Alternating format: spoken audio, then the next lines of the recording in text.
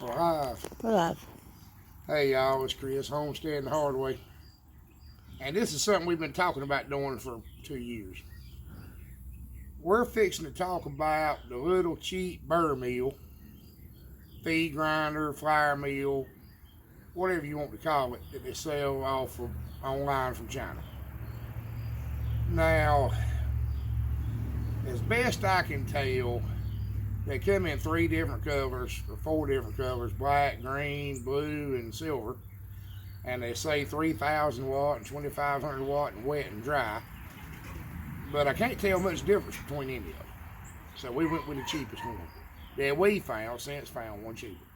This one was $200 from Amazon. And it came out of Canada.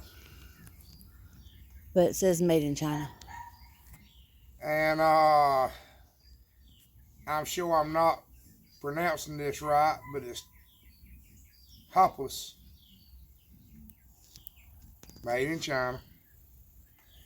And it's a Burr mill, direct drive, and it works. I know that's the question most people are going to have is it worth having? And my honest answer is, if you're feeding 1 or 2 or 3 pigs or poultry, yes, it would be worth having. We timed it a while ago and doing corn for feed, which he can show you here.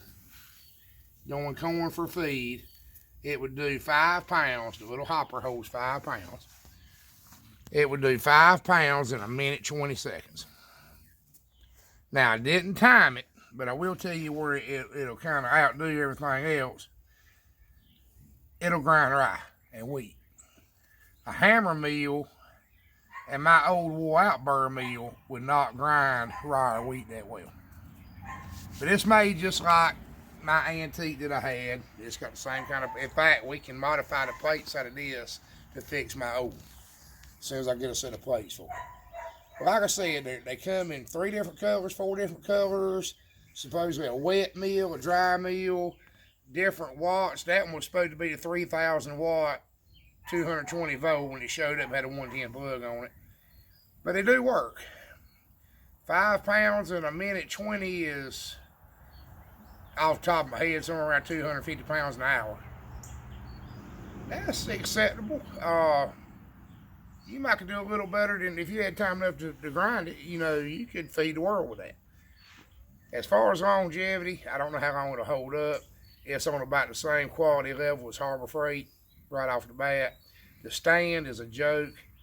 You would need to, if you're going to use it a lot, my suggestion would be bolt it to a table. Would be the easiest thing to do. I'm going to build a heavier, taller stand with a shelf to put a bucket on where I can stand up and do it. We did lock it up a while ago, and it just locked up. It stopped. It just stopped. I don't know what happened, but when we got too much going in it, it just stopped. It didn't hum, it didn't bog, it didn't trip at breaker, it just stopped. One thing I will say is it needs a switch.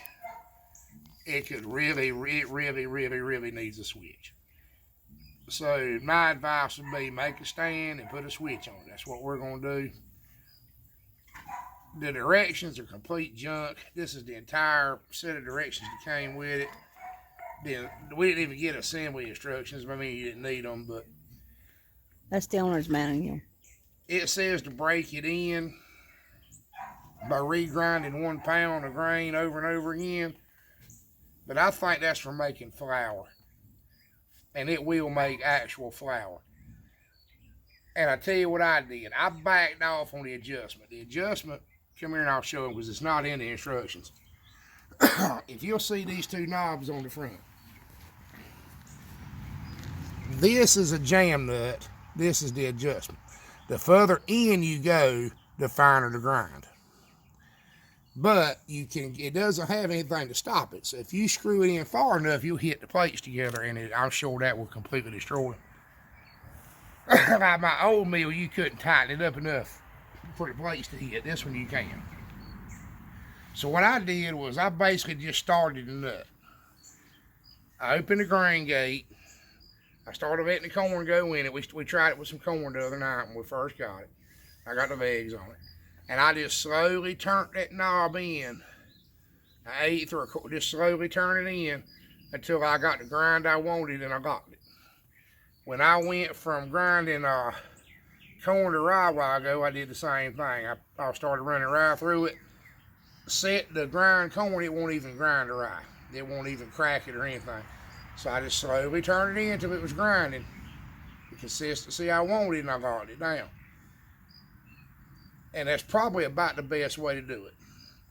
As far as lubrication and stuff, if you'll open that door, you'll see a ball bearing. It looks like it needs some grease on it. It's got some on it when you get it. I'm not sure how to tell you to handle that. I may put a grease fitting on this one, where you can hit it with a couple of shots of grease below the threads where they're used. Once you get past the threads, the used part of the threads, I may drill a hole and tap it and put a grease fit. We had said that we were going to use this one to get by until I got mine fixed. But it actually does a better job with some things. And 250 pounds an hour is not terrible. We have a hammer mill we're working on right now. It'll be the next video we do. But it won't grind rye. It won't grind wheat. And we use wheat and rye in the hog feed when it's available, and we use some of the chicken feed. And I don't know there's anything else I can tell you. I'm far from an expert on it. We've ground 250 pounds with this one. And that's what I was going to say a while ago as far as longevity. I don't know how long it's going to hold up.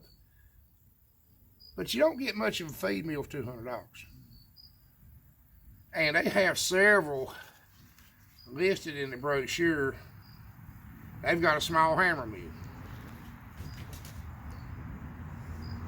But I don't know if I would recommend, kind of for the money, because after we bought this one, I've seen them as low as $92. And I've seen them as high as 500. Same one. Yeah, Look around. Right. They're all over the board. They paint them a different color and call them a different machine. But if you really look at them, look at the specs. Yeah, look at the specs, and then they're still misleading, because we bought the 3,000 watt 220 version, wet dry, and it came in just the exact same machine as the 2500 110. And I don't think it's an instance where they just sent us the wrong one. I think they're all exactly the same, just marketing. And I don't know exactly what you would call it, because we've seen them under at least 10 different names. 10 different brand names. Use somebody that's credible, that will guarantee your shipment, because that's why we went through Amazon, because a lot of companies said no returns. I mean, just a lot of different little things that they would screw you over, maybe. And I will say, I feel like that once you buy it, it's yours. I don't know that for a fact, but kind of going by the information here where it talks about troubleshooting. I don't know about warranty. I haven't called them. I haven't tried. But just with what little experience I've had with similar tools and stuff, it's probably yours once you buy it. But this one's done fine. They do tell you to make sure that you check the bolts and the plates, the screws and the plates, and they will work loose. That's what happened to mine. The bolts come out of the plate and destroy the plate. They say to check the connections on the motor. So if you get one to have problems with it, that could very well be a cause shipping, failure in shipping. So you probably do need to check the connections, make sure everything's tight. I did do that. Check the screws in the plate, make sure they're tight. I don't know what you're supposed to do about greasing it. I'm just going, like I said, either just poke some grease up in it with my finger, or drill a hole in it, put a grease fitting. And I don't even know what to call it, because I just don't know. I tried to look up YouTube videos on them before I bought one and really couldn't find one. I finally found one, exact same machine. And I tried to cover stuff in this video he didn't cover. He did a pretty good video, but I tried to cover stuff he didn't. And, but I'll kind of reiterate this and we'll let you go. I feel like for poultry, even quite a bit of poultry, or 1 or 2 pigs, maybe even as much as 4 or 5 pigs if you want having to feed them all year. if you were just feeding some out to eat. I believe it would be okay. And I believe it would be okay if you were trying to make cornmeal flour, because it will definitely do that. You can tighten it on down, it'll make flour. So for $200, you don't get much for $200. We didn't find anything quality and American made, even comparable, even really made the same, and found nothing of quality that would make ground grain of any shape, form, or fashion new for $200. I mean, if I had plenty of money, I'd have bought something better, but it is what it is. So maybe that'll help you a little bit. If you have any questions about it, leave them in the comments. If I can answer it, I will. But like I said, I'm far from an expert. I've owned this one a grand total of 24 hours. But I have ground 250 pounds of grain. And I think it'll be okay. It's not ideal, but 250, 300 pounds an hour is not a joke. I mean, that's pretty decent. It could use a bigger funnel right off the bat and a better stand. But I think we covered that a while ago. And I hope that'll help you, and I appreciate you watching. Y'all have a good one.